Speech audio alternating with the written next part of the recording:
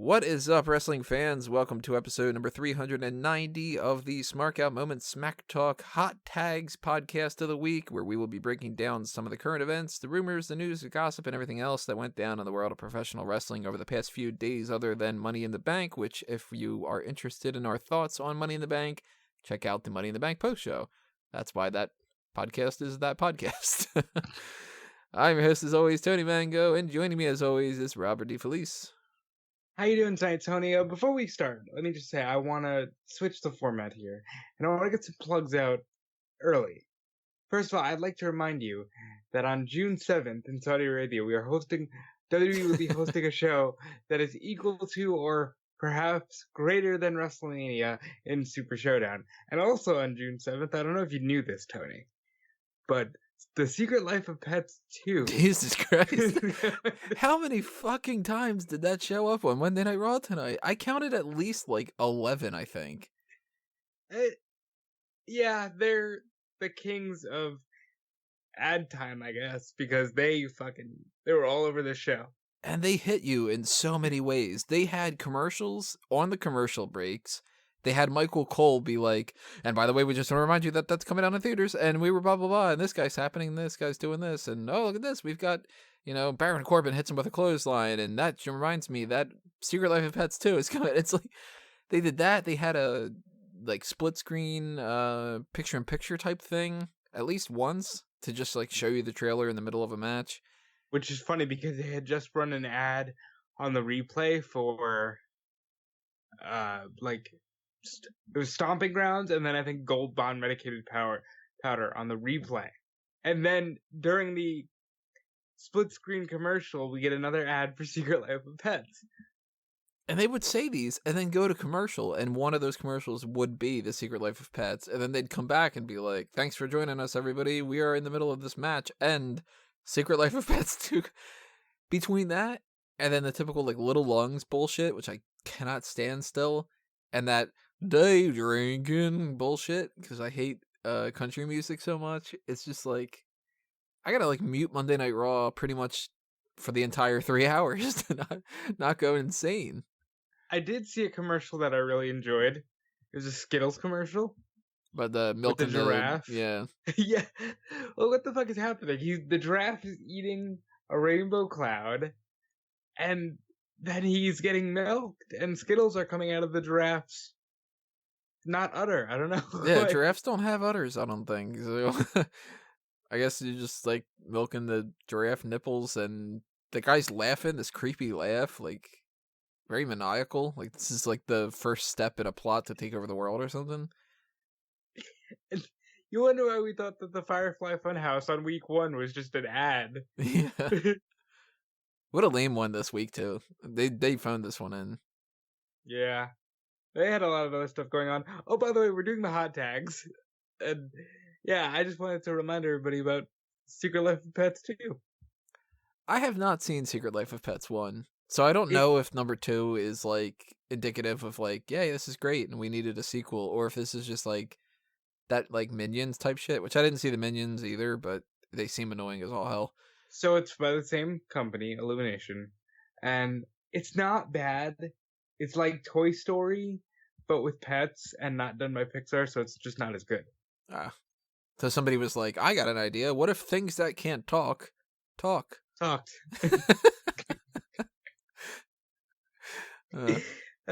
Well, I mean, if I ever check out Secret Life of Pets 1, then maybe I'll check out number 2, whatever. But at the very least, the more that I keep seeing these commercials, the less I feel like it. That's for sure. And I don't understand the idea that they would have been we need to target these people real fucking bad. We need that Monday Night Raw audience, that 35-year-old male audience to go see this or whatever. Yeah, that is a weird choice for a WWE ad. Very strange. Well, we are talking about plugs, though. I'm going to switch it up a little bit. I'm going to do our plugs right now to a certain extent. I'm going to pepper them in a little bit. And the first thing I want to say is, if you are listening to us on YouTube, hit that subscribe button and ring the bell for the notifications, and drop a comment below and tell us what you think of these topics that we're talking about. If you are on iTunes or Stitcher or Google Play or Spotify, leave us a rating or follow us or whatever, subscription type model that they have that can go on with those different platforms.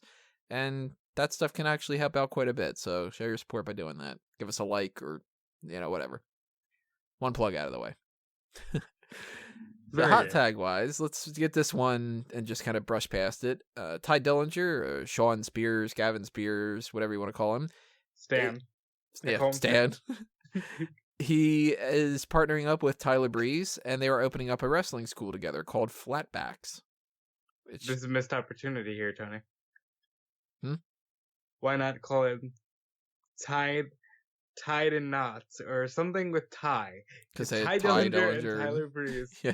Like, tie them in knots or something.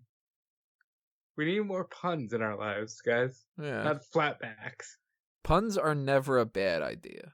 They might be poorly executed. They might come at the wrong time. You probably shouldn't do them at a funeral. But puns are still, at least somewhere, somebody is going to appreciate it. Possibly even at the funerals.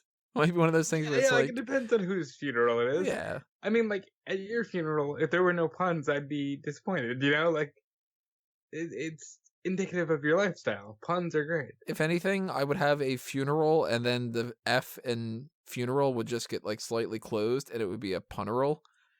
And I'd be like, I got you guys. Like, you know. Put the fun in that.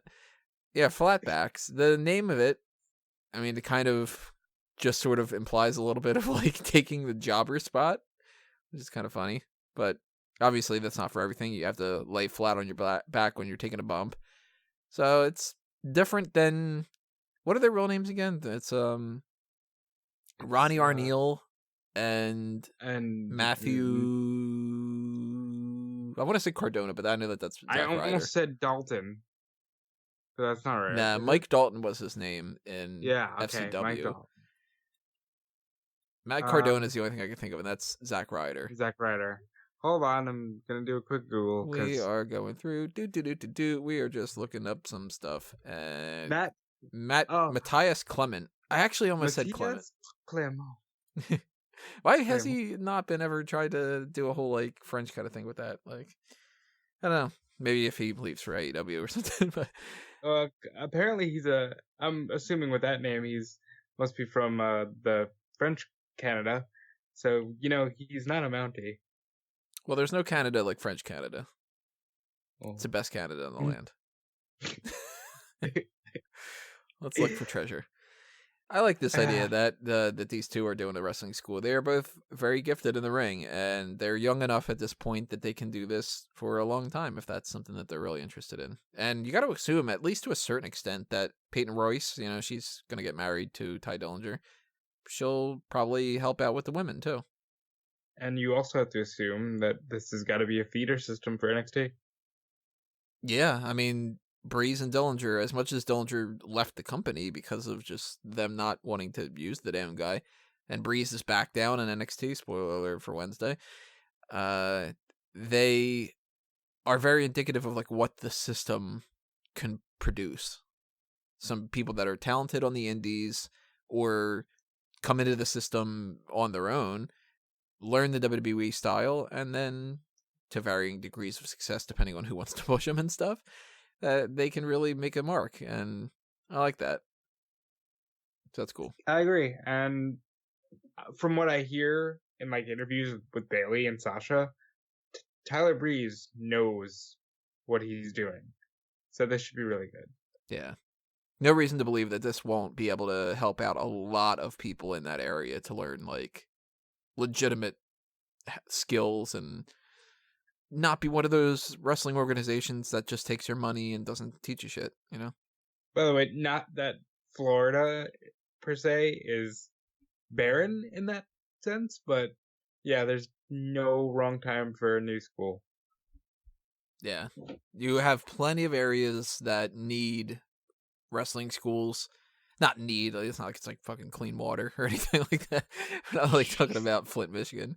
But at the same time, if you've got all these people in different states and different countries that have no access to a proper wrestling school that can actually be worth the damn, then they just give up on their dreams and they end up not actually having any WWE career. And people come from all over the place and become successful in WWE. So who knows, 5-10 years from now, we might be like looking back at Flatbacks and being like, wow, that's really churning out a lot of people. Kind of like Daniel Bryan and Brian Kendrick came out of Shawn Michaels' school, and we've got a couple different people that came out of Booker T's school. So, Ember Moon You know being which one one of them. I really have an eye on is the Glenn Jacobs and Dr. Tom Pritchard School in Tennessee. When I say I have an eye on it, I don't mean that I myself, but I definitely think that that can turn out some top people because those are good fundamental players, you know? It's also interesting to think that like the Pritchard and Kane one, totally going to be a different style that they're teaching them than Breeze and Dillinger. Absolutely. Not only are they And then younger, there's but they're smaller. Rollins. They wrestle a Like, different style. Yeah, Rollins too. yeah, Rollins got a school, Black and Brave. So there's so many good wrestling schools that it's almost, it makes you wonder what the next generation is going to be. So many people that are being taught by the people that were taught to wrestle like Shawn Michaels style. And not only that, but there's so many people who are teaching that are at the top of their game now. You know, imagine being trained by Shawn Michaels in '96. Yeah, people that not only can tell you what to do in the ring and not only tell you what to do as far as like political things and locker room stuff, but that they can show it to you instead of just being the guy that's on Yeah. the side that says, in my day, we did this and whatever, and, you know, that kind of a thing. So I think this is a swell move all around. Big old thumbs up. Let's go to John Cena. He is hosting Are You Smarter Than a Fifth Grader? That's being brought back. I was never the biggest fan of the show. Game shows to me are very... what's a nice way to put this? Fuck it, I don't need to be nice. They're very dumb. Like, there's a certain level of fun to different game shows, and obviously, like, the gimmick of the game show is something that might be fun or might be really stupid, but I almost feel like the majority of the game shows that are out there are for people to just, like, drone out to, like, just become zombies and watch somebody... Like, The Price is Right, for instance. The Price is Right is a treasure for TV, but it's so fucking dumb. It's like, Yeah. you turn that on in the middle of the afternoon when you're sick, and you watch people play Plinko, and you go, yeah, but that's like $250. Then they go, actual retail price $278, and you go, oh, look at that, it's a little bit more. Like, it's just stupid as hell. But some of these shows are fun for certain people and whatever, and Are You Smarter Than a Fifth Grader was something that was around for quite a while. I actually thought that it was still going on, so it goes to show how much I care Yeah, I about did that. as well. I kind of don't like the idea that John Cena's hosting it, though. This is not my podcast, this is yours, so maybe I do have to be nice. But No, you don't. I think Jeff Foxworthy was a much better fit because I thought it was funnier because it was like, redneck. Are you smarter than a fifth grader? Perfect. That would have John been great. Cena, That would have been great if that was the entire thing. Like, it actually wasn't Are You Smarter Than a Fifth Grader, where it was redneck. Are you smarter? Like, they just go to, like, only states like Alabama, and they just go like, all right, let's see if this works. you know, because John Cena is well educated from not what was it, West Newbury. He went to a private school. He had a loving family. I'm sure he's smarter than a fifth grader. Yeah. You know, it's like. Oh, by the way, he looks like a jacked Paul Rudd in this trailer. Like, what's going on with John Cena? He really seems like he's going through a midlife crisis. It's very strange because he started growing out that hair and suddenly aged 10 years and became like, for a guy who didn't get married and didn't have kids, he feels like he turned into a dad. Well, he's America's dad now that Bill Cosby had to step down. John Cena's going to start wearing those fucking ugly sweaters and everything. Yeah. I don't like it because I think that Cena's not really... again, let me try to figure out a nicer way to put this. Maybe nuanced enough to be able to pull this off without it getting a little bit too hokey. Maybe that's what they're going for with the whole idea of just him being all like, wow, like, you know, oh my god, this is crazy. Yowie, wow. He can say yowie wowie and pull it off. Yeah. And I think this is just going to take time away from him. And I don't like this idea that John Cena's just like done. Yeah, me neither. So thumbs down for me on that one. We're eventually gonna have to have a discussion about John Cena's career, and I can't wait for that because I think it's ridiculous that he's done. But as far as him hosting the show, I think it'll be great. I don't like it being on Nickelodeon, but He still needs to win one more title. yeah, he really does. Like, he should win that Universal Championship just because he's never won that one, and make it 17, and then Not we can before do Charlotte. well, that'll be the end of the month. You'll know when we've completely given up on the idea of John Cena when we do Superstar Scores John Cena. There you go. Yeah. We haven't done one of those this year. We haven't had fucking time to do any of it this year because we had like 400 pay-per-view events, and it's only May. Especially with like the Shield's last chapter and all that other kind of garbage. But yeah. Thumbs down on John Cena hosting that. Kind of the same as when Jericho hosted like Battle Bots or whatever it was. It's just sort of like, okay, you're gonna do this for like 2 seasons and move on to something else. I don't think it's gonna be a big deal. Game show like they were on a building and you like fall if you got the question wrong. It sounds like something. I'm almost certain that he did. I'm gonna look up the name of the game show now. Too many shows on TV nowadays. Goddamn. Remember when there used to be like 10 stations? I remember when what was called digital cable, which meant like you'd get shit like MTV2. I remember when that was a luxury. And it was like, oh, you got basic cable and you got 30 channels. And you were damn good with it. Shit, I remember when satellite looked good. Like when people were like, oh man, I should get satellite. Fucking DirecTV. Oh shit, it's raining. The main reason I never went with that. And the show was called Downfall. And it began on June 22nd, 2010. And it ended on July 20th, 2010. It aired 5 episodes. That's it? They aired 5 episodes, apparently. Well, they got the title name right. I would have been more successful had they called it Break the Walls Downfall. There you go. That would have been a big difference maker. Maybe they should have tweaked Are You Smarter Than a 5th Grader, too. Maybe it should have been Are You Smarter Than... And then just kind of like fill in the blank or something. Have different gimmicks each time. What am I doing their fucking job for them for? Screw this. This is terrible at the end of it. Everybody needs to hire me. You're welcome, Viacom. Yeah. Where's my fucking cash settlement? That's not the right word, but I'm fucking tired. Let's talk about WWE Chronicle Ali. Well, I'll talk about it. You didn't get the chance to check it out yet. But these are the notes that I wrote down to myself on this. Because I usually try to write down a couple notes when I watch these. And I wrote down, Ali seems like such a nice fucking guy, the type of dude you want to be friends with. However, I will say that unless you're particularly interested in Ali, the man behind the scenes, skip it. I enjoyed it for something to put on the background, but I don't think a lot of people would love it.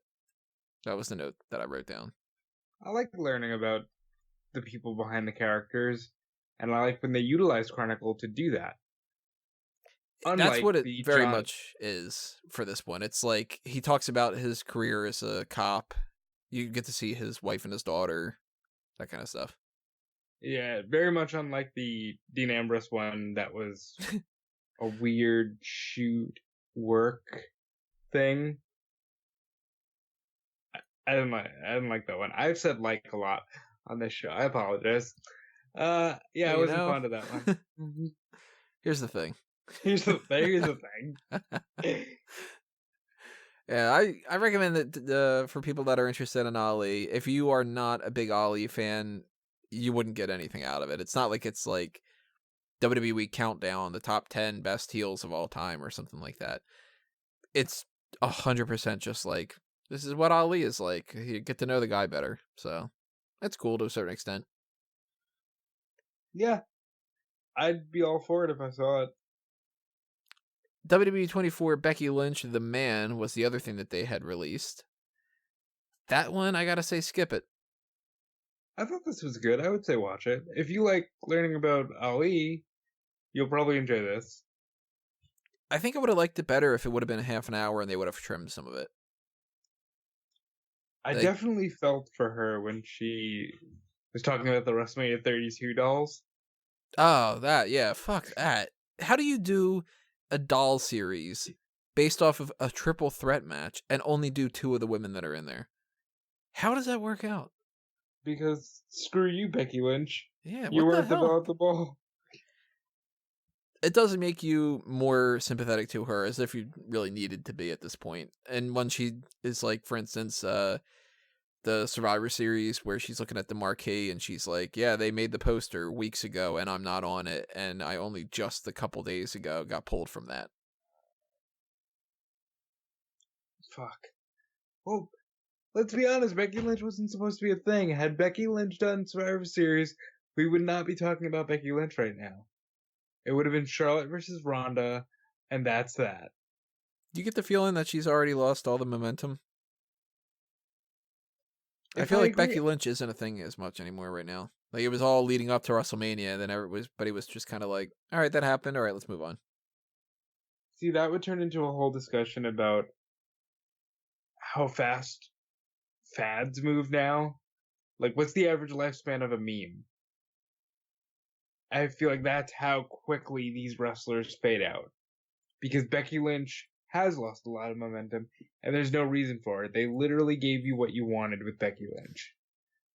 And you got the happy ending, so you wanted to move on. It doesn't help that she lost to Charlotte either, by the way. Yeah. Oh, then they balanced it out, and now they just pivoted No, a they little bit balanced to it out for Bayley. SmackDown and Bayley. They didn't balance it out for Becky. No, not for like Becky. That was them being like, well, Charlotte's gotta get the last win. Sorry, Beck. By the way, I know you enacted the Brock Lesnar rule, but kudos to Paul Heyman for you should be used to waiting. You had to wait 7 hours for your girlfriend to headline WrestleMania. That was another thing I thought was kind of interesting about the Becky Lynch special, was she pointed out how they were scheduled to main event WrestleMania for April 7th, and they didn't go on until after midnight, so they technically main evented on April 8th. It's kind of interesting. Huh. So what main evented on April 7th? Angle? I don't remember offhand. What was that main I'm pretty thing? sure it was Kurt Angle and Baron Corbin. There you go. Baron Corbin main event WrestleMania Sunday. There you go. That might be the first time that a title has ever changed hands on a pay-per-view or on any kind of a show, for that matter, on a time frame where it's a different day from the title changes that took place on the other day. You know? What a weird... WrestleMania was too long. Like, WrestleMania was stupid long, and they can't do that again next year. But yeah, I'd say don't skip it. Watch it. Enjoy it. You see a lot of things from Tyson Kidd, Natalya. You hear Mauro Ranallo briefly. Yeah, that took me by surprise. It's like some random indie promotion in Ireland, and he's doing the commentary for it. I think it was Canada. Same thing. Not USA, same thing. I'm a dumb American. I'm ignorant. I'll be like, yeah, Guam, it's right next to Afghanistan, right? Like, yeah, which is like across the street from Iran. Listen, it would be so much easier if you just merged these goddamn countries. Wouldn't it be better if we had the USSR? I'm fucking joking, obviously. The Soviet Union. It's a much stronger name. And now the government's after me. Yeah. As if I wasn't already, you know. We're joking, but unfortunately we have to talk about a serious thing here. Ashley Massaro passed away recently. She was 39 years old. A whole lot of reports have been speculating that it was a suicide. As far as I'm aware, there hasn't been any kind of confirmation of what exactly that was. But maybe you kind of found something else out. The last thing I had found was that they had just said basically no criminal intent or anything. Not criminal intent. That's Law and Order. No foul play. But the way that people have been responding to this make it seem like a suicide. All right, I'm gonna say it because I already started saying it. Here's the thing that gets me on situations like this. You got people posting, "Oh, Ash, you said you were in pain, but we didn't realize how bad." It's like, no, fuck off. When people reach out for help, you can't tell them the sun will come out tomorrow, and then when they do something, be like, "Oh man, that's a shame." Mm-hmm. You need to listen to people when they reach out, If and somebody that is reaches as out to much as you I'll say. about being depressed or something like that, a lot of times they might be on their last straw. And a lot of times people don't reach out at all because they're trying to put up this facade, this barrier of like, no, I'm not, all that depressed and stuff. And it's a lot harder to kind of figure out nowadays too, which is a shame because now you've got people that are attention whores that'll lie Yeah, about that kind of shit just to get attention. and the And you, phrase is overutilized. yeah, everybody's got depression, and it's like, well, do you really have depression, or are you just having a bad day? Or are you somebody who is like literally one final straw away from doing something? There's And a because of that, because people have abused that, you have situations like Ashley Massaro where you have people texting now, "Oh, well, we didn't realize how much pain you were actually in. We're sorry." Yeah, nobody really. There's always nice people, thankfully, that are in the world that do this kind of stuff. But a lot of people, most people, don't really spend the time to actually want to be there for anybody, even their friends, which is really a shame. And like, look at through most people's lives. When's the last time that you hung out with a lot of your friends? If you're past like 22, Very infrequently. it's like it gets harder and harder and harder. And there's only so many times that you can say something like, it'd be great to get together and catch up, where it doesn't mean anything if you don't do it. And when people are like, oh, I'm always here for you, yet you never do anything when they have any problems. And it's the same type of thing like at a funeral, for instance, when people are like, if you ever need anything, and you're like, you don't want them to actually reach out to you. You're just saying it. So Mm. it sounds bad to say, but it's like, you should almost just not say those things unless you mean them. But more importantly, Because you should mean them. somebody means them and somebody could be at risk. So it's important to take those things seriously. And even if And it's just a text message, if somebody's reaching out to you for real, listen to them, be mhm. there for them. It doesn't take a lot to be present through text. That's the least we can do for our fellow people in this day and age. You can be literally taking a shit and helping somebody from hurting themselves. We're in that It's world nowadays, and the fact that some people don't, it speaks to the selfishness of the majority of people.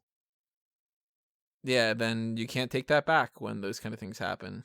So, as much as it is like the type of thing you can't really blame anybody for somebody else doing things, and we don't know all the situation behind that, and we never met Ashley Massaro and anything, so we don't know obviously the personal details of what was going on, why she was feeling that way, if she committed suicide, all the other kind of things that go along with that.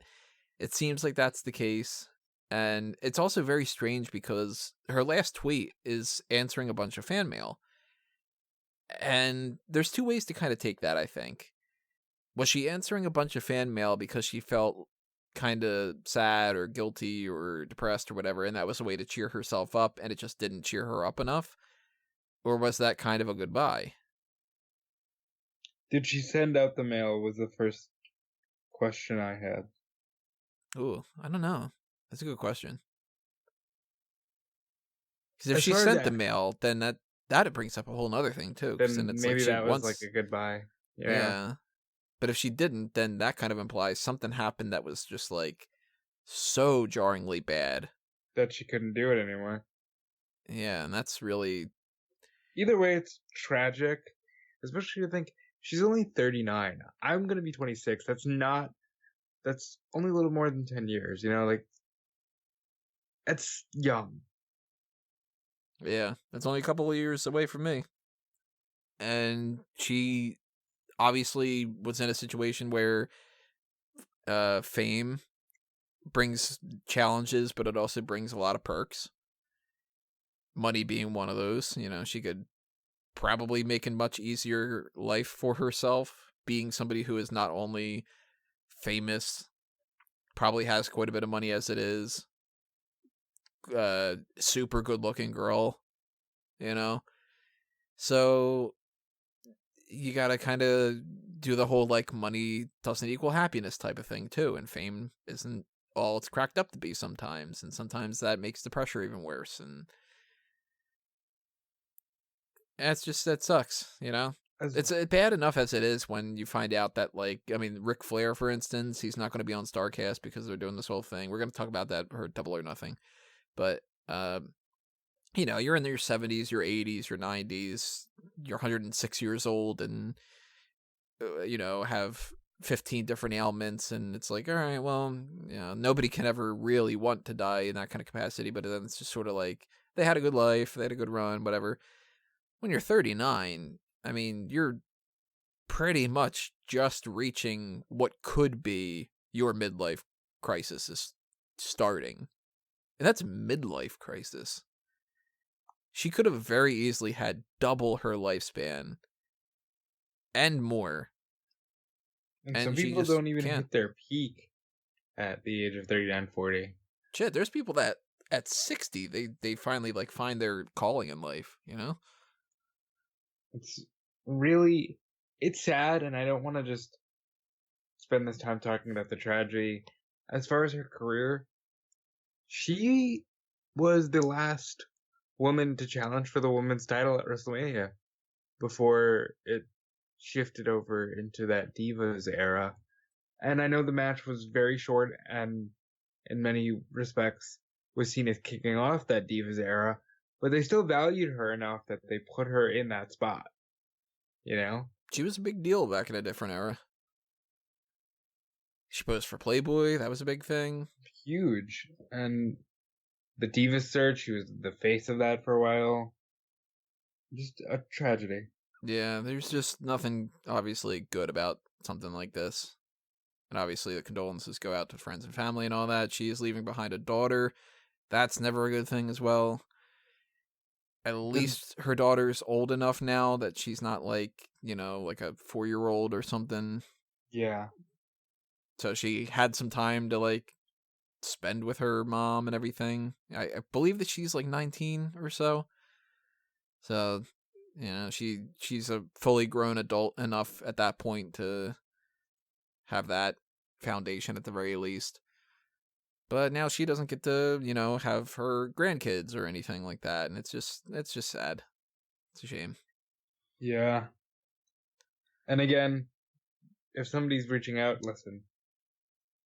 Yeah, and if you're the type of person who's feeling those kind of things, reach out to people. Suicide hotline things, therapists. If you're not comfortable, you know, actually going into a therapist's office, there's BetterHelp, there's 7 Cups. What else is there? Is that the one that's like the online anonymous forum thing or something? I think 7 Cups is, yeah. Yeah, there's a couple different things that are like that. If you're religious, churches and everything. If you are not religious and you don't want to get roped into something like that, shit, you can get a lot out of just kind of talking on like Reddit or something, you know? Yeah, as toxic as the internet can be, it's also an amazing community, you know? Yeah. And the best thing to do is to just kind of reach out, because once you do something like this, you can't take it back. And that's a shame. And you leave behind lots and lots of sadness. Yeah. R.I.P. Ashley Massaro. That's a big shame. Who knows? Maybe she'll end up going to the Hall of Fame or something like that. But that's a different discussion for another day. So the last thing we need to talk about, this is the main thing for like the thumbnail and everything like that. We got a new championship. And they had announced this on Monday Night Raw. Monday Night Raw, they were going to talk about this with Money in the Bank, all that kind of stuff. We kind of alluded to this, and we gave our predictions of what it might be last night when we were talking about that. But now we know for sure. And we know the first 3 goddamn champions. Well, in saying that, you're openly saying it's a 24/7 title. like we were kind of hinting at, there is no special name. It's literally the 24/7 title because they're just getting, in that respect, they're getting lazier, are they not? I don't mind the 24/7 name. I got some issues and I got some positives, and I might bounce around a little bit here, but the first things first, I feel so bad for Mick Foley. One of the nicest fucking people. And this is now the second championship that he's unveiled that he had to be met with a bunch of boos. Yeah, I think people focus too much on the aesthetics of championships. Well, the belt is ugly as shit. It looks like a participation trophy. As It, far as wrestling championships are concerned, this thing looks like, all right, all the other titles look like this. This is the, I got this made for $100 on the internet. yeah, it really does. Because whenever there's like that circular design, it looks cheap. And this just like baby shit green strap, not doing that for me either. And I get that they probably thought that that was a good change of pace just because it's like, we got the purple one, then we got the red one, we got the blue one, that kind of thing. But that is not a good belt. I don't mind the clock kind of motif a little. It sort of looks a little bit like a clock. But even like the side plates are this weird, like, are they even going to bother with the side plates? They It might. looks like it has side plates. I mean, it's like blank uh, squares that are just sort of ugly looking. It's made to look low rent because it's an evolution of the hardcore title. And I saw a lot of people get all flustered. Oh, it's the hardcore title without the hardcore. Yes. They cannot go around branding their stuff as hardcore. When's the last time they had a hardcore match and called it hardcore?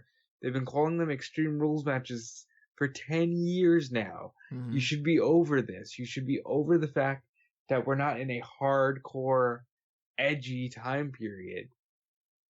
This is the world we're living in. And let me just say, outside of the stupidity that was the XFL opening scramble for the championship. Oh, that we can't brush past that. The way that they crowned the first champion is, I'm gonna put the belt in the ring and whoever grabs it first wins it, which is like, It is that's some literally the XFL scramble.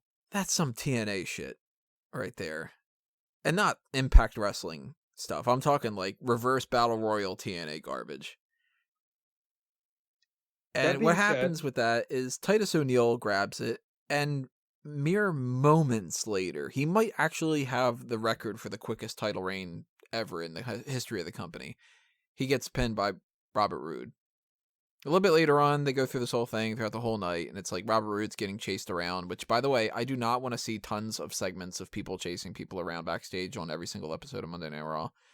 But he gets chased around, and eventually R-Truth gets a one-up on him and pins him, and at the very least, right now, at 12:34 a.m. on May 21st, R-Truth is the champion, but we can literally at any point get a message that says otherwise. Because we live in an era of social media, and that's why I think this is perfect. I love the idea of this belt. It gives, who do we see rushing towards the ring? EC3, who deserves more, but that's a story for another day. No Way Jose, Eric Young.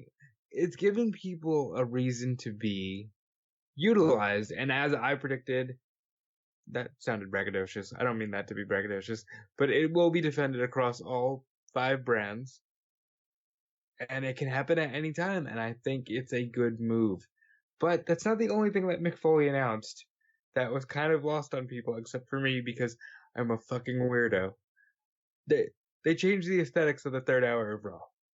Well, how did he announce it? Because I know he said something about the third hour of Raw is going to whatever, and I'm too busy typing up so much things because I'm typing up things for multiple websites and doing all that kind of nonsense. He said the third hour of Raw, we need to start focusing on those 3 letters, R-A-W, and things need to start getting a little gritty around here. And then the lights drop.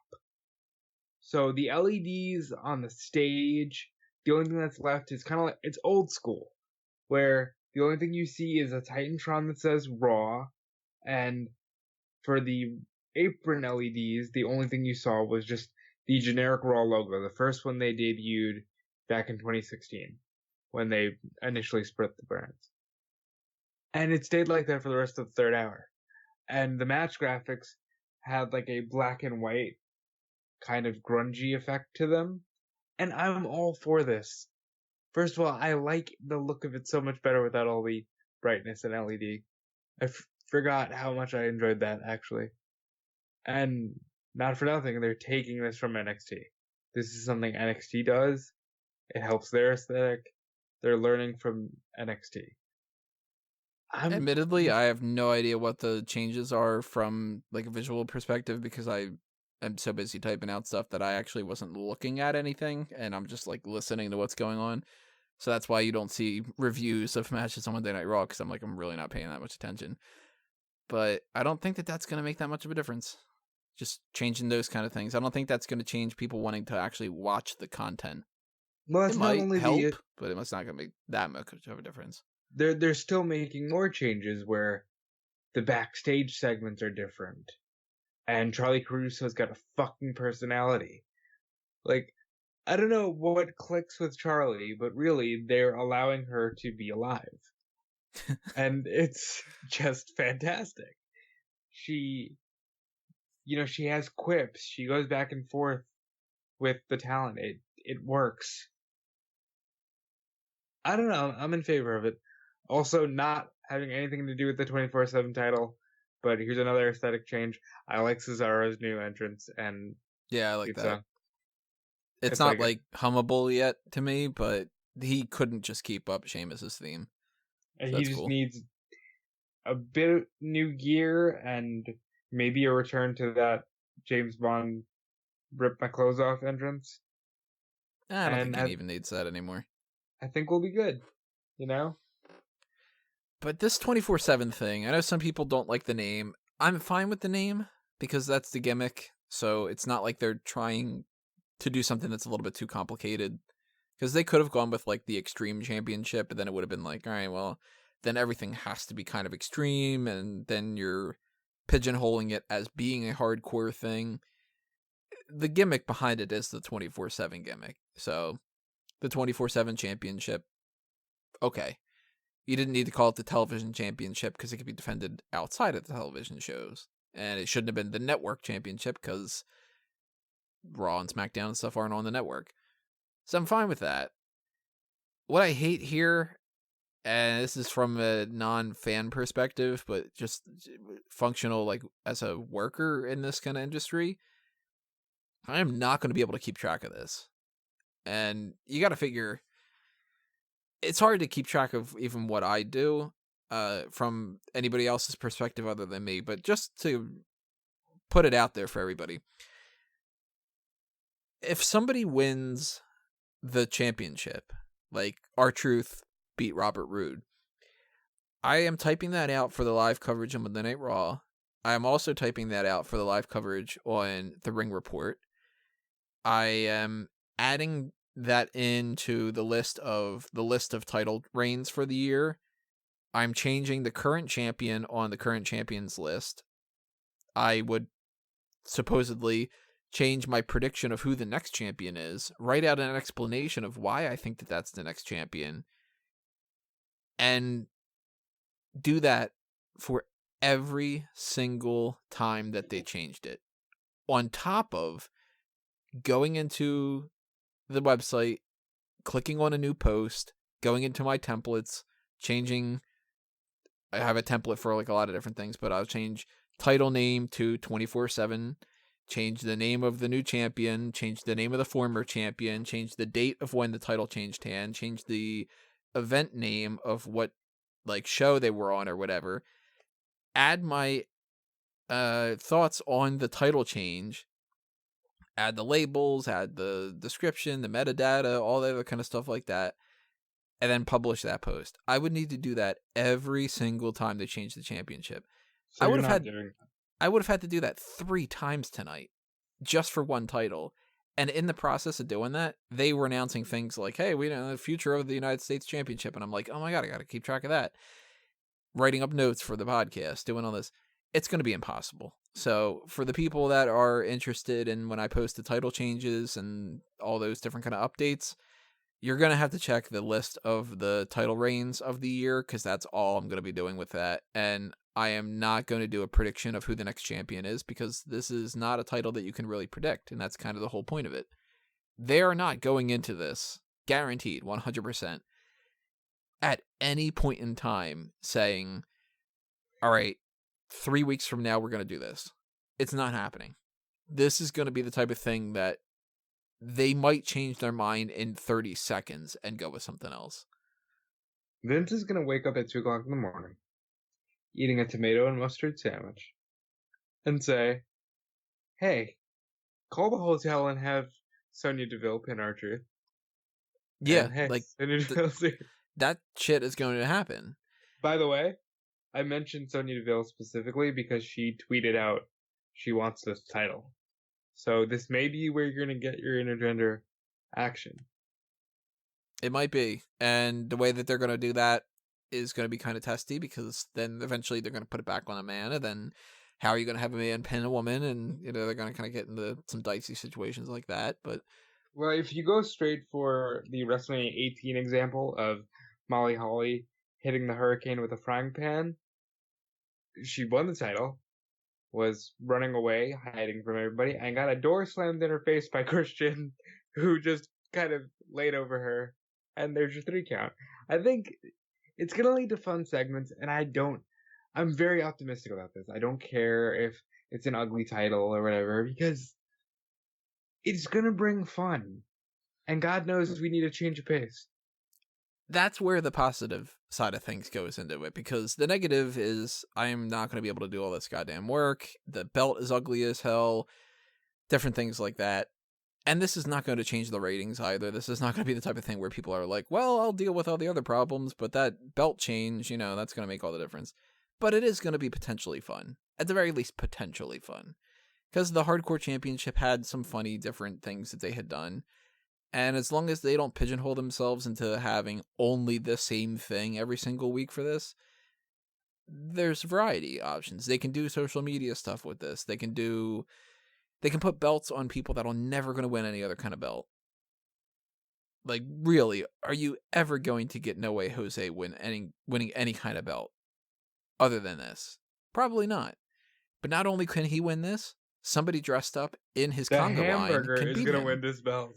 Exactly. That kind of shit is going to happen. And that's going to be at least worth a chuckle every once in a while. So it's not going to be the Intercontinental Championship that gets this like massive prestige boost or anything like that. But at the same time, it could be a fun segment every week or so. Hopefully it's not a new champion every week. Don't forget, we're going to see this on SmackDown tomorrow. We might even guaranteed we're getting Live. a new champion tomorrow. This guaranteed opens doors for Maria, for God's sake. Like, this is going to be fun. I'm looking forward to it. For Maria? Yeah, like R-Truth can be running away from SmackDown, think he's safe because 205 Live is on the air, and then Maria rolls him up. I just thought that was weird that was the one go-to. That was my go-to. Because I thought about people on 205 Live, and the most eccentric person I could think of was Maria. Yeah, I mean, this could be the way that they give some kind of notoriety to 205 Live, NXT, NXT UK. They can give it to the women. They can give it to people that are retired for the most part, because you can just easily have somebody like Fit Finlay. He's a backstage road agent. Maybe Finlay decides to win a championship, and then all they need to do is have somebody roll him up backstage, and there you go, and then now he's not the champion anymore. The same kind of thing as Hardcore Championship. They can do all those same kind of gimmicks. Is Jamie Noble still an agent? I think so. I really want to see Jamie Noble trying to run to his trailer park. Speaking of trailer park, oh boy, is this the Heath Slater Championship or what? He totally is going to win it. And his 9 kids are going to win it too. Like, we got that wild card rule thing going on now, so they can just move that around and do all kind of crazy things with that. You could have tag team members beat each other. There's lots of different things that they could do that could be kind of fun. And that, at the very least, is interesting. I will say, though, even though I don't want to dwell on the topic, I want to Brock Lesnar rule this. If Brock won this, he'd never lose it.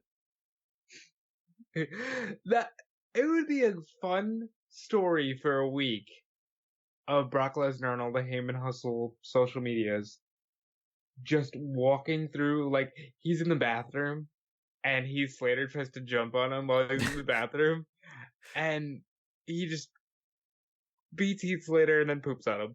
You know, like, that would be a lot of fun. Oh, by the way, I know we said Brock Lesnar rule, but I said it last night, and it was even more true tonight.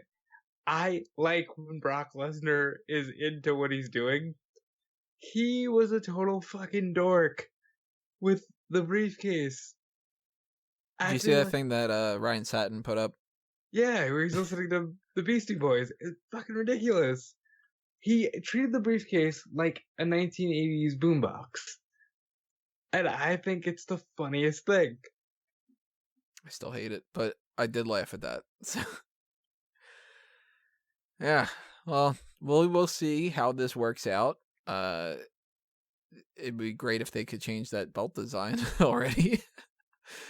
But at the very least, there's potential for some fun stuff. And as much as this is not going to fix all the problems, it's a shot to try something. So but clearly, Mayor Kane is going to be the next champion. He could. He's got a shot? Hell, I could. Yeah, he's got a shot. I could win it. Hey, you could. Let's just really quickly, let's wrap it up with this kind of an idea. Actually, before we wrap it up, I'm just going to throw out another couple of plugs because I forgot to do that throughout the night. So hit up that Patreon if you want to show your support on the monetary side of things. And check out the TeePublic and the Redbubble for Smark Out Moment and Fanboys Anonymous and a Mango Tees. So one more topic to talk about when it comes to this is the different abilities that they can do for different events and stuff. They can do this on house shows. They can do this on, obviously, Raw, SmackDown, all the TV shows and stuff. But you got to assume WrestleMania Access, the title's changing hands at some point. Or SummerSlam Access or Survivor Series Access, whatever. Actually, they don't have Survivor Series Access, do they? Nope, just SummerSlam and WrestleMania. And Royal Rumble. Oh. Well, damn. Remember, they did that this year. So they might do that this year. They might announce a Survivor Series Access, and it might be another Worlds Collide or something like that. But that is another thing. Like, you got to assume that maybe the title will change hands on that. Or maybe the title will change hands on, like, a Fallout video. Or WWE Now. Or anything, really, for the most part. They will, at some point, they will tap into the Twitter account and the Instagram. And they will do, like, breaking news. We just crowned a new champion backstage at catering. So Kathy Kelly already posted a video, like, immediately after they went to commercial break, following the first segment, where she's looking for R-Truth to interview him, but she's got a referee with her. Really? Yeah. That's great. Kathy Kelly should win a title. Why not? Yeah, I agree. I think she should. If they don't give this to certain people, whether it's for, like, a legitimate reign or not, it's going to be a real, like, kick in the groin. Like, if Braun Strowman doesn't win this at some point, give me a break, you know? Yeah. He could also just crap on people if they try to jump on him while he's in the bathroom. So another quick plug that I'm going to throw out here is if you go to smarkoutmoment.com and you want to check out some different things that are happening there, you will see all the kind of content from Smark Out Moment on the website. And you can do the same to fanboysanonymous.com and check out what I've got working on with that thing. But even though I said one topic, that was going to be it. I am wondering, we go through the list a little bit right now, just a really quick kind of thing, and talk about some people that we definitely want to see win this title at some point. Ooh, okay. I'm looking through, I'm just on the Wikipedia page, and even though it's like, yeah, AJ Styles can win it at some point, and Baron Corbin, I think, should totally fucking win it at some point. I was thinking, wouldn't it be kind of funny, like, if we get, like, just to make the pure lunacy of it, that, like, the Abby the Witch character wins it. Oh, like Rambling Rabbit is your... Yeah, fucking Rambling Rabbit becomes champion. Yeah, I'm with it. I also think Greg Hamilton who has a great documentary up on WWE's YouTube page. I loved that documentary. That was so great. Alicia Fox, if you're gonna do intergender, would be a fun 24/7 champion. That's a way to put Bo Dallas in the spotlight again. I think that this is one of the only ways you can get a belt on the Lucha House Party. And fuck it, at this point, maybe even like the Ascension or something. We talked about the idea of the conga line. Sami Zayn could probably do some great stuff with this, especially if they kept it on him for a little bit. I'm sure he would have a lot of fun with that. They would have had a lot of fun with this last year with Rusev. Can you imagine? It's a 24/7 title, and every day, all day is Rusev Day. I'm glad that James Ellsworth isn't in the company anymore, because he would have won it for sure. He would have probably been one of those like 15-time champions. He would have been the first champion. How do you feel about Titus O'Neil being the champion? I thought they were going to keep it on him for a minute. I'm sad that they didn't. I thought that they were going to keep it on Rude after he did that. I was thinking that maybe they would keep that on him for at least another couple days. But I'm under the assumption that the title's changing hands on SmackDown. Well, if they didn't just put the tag belts on, this would have been a great belt for Kurt Hawkins to lose that losing streak. Yeah, that would have worked. Dana Brooke, I think, is going to win this at some point. Kind of be like, yeah, we're going to give you this. It's something, you know? I feel like maybe they can get away with the B team winning this. Well, who do you think is going to win it tomorrow? It's going to change hands on SmackDown tomorrow. And it could be so many different people. It could be Ali. It could be Buddy Murphy shows up and wins it. But I hope that that's not how they bring him in, because I want him to actually be like somebody. Well, my mind says Andrade, and then Zelina immediately beats Andrade. I'm leaning towards Jinder Mahal. Oh, yeah, he could do that. Because he seems like the type of guy that they'd be looking backstage and just be like, I don't know, just give it to him. But they could do that with Matt Hardy. They could do it with Rusev. They could do it with Shelton. Nakamura. This is a good title for Elias. Elias could win that. Yeah, Otis could win it. Otis needs to win it in catering. And some food fell on a guy, and he's just eating the food off the guy, and 1, 2, 3, I win. Take, can I eat this? Take, can I eat it? Maybe this is even kind of the way that you can get a belt on Paige. Yeah, for like 5 seconds. Like, I mean, you said the idea of Molly Holly gets knocked out and somebody just kind of like lays on her.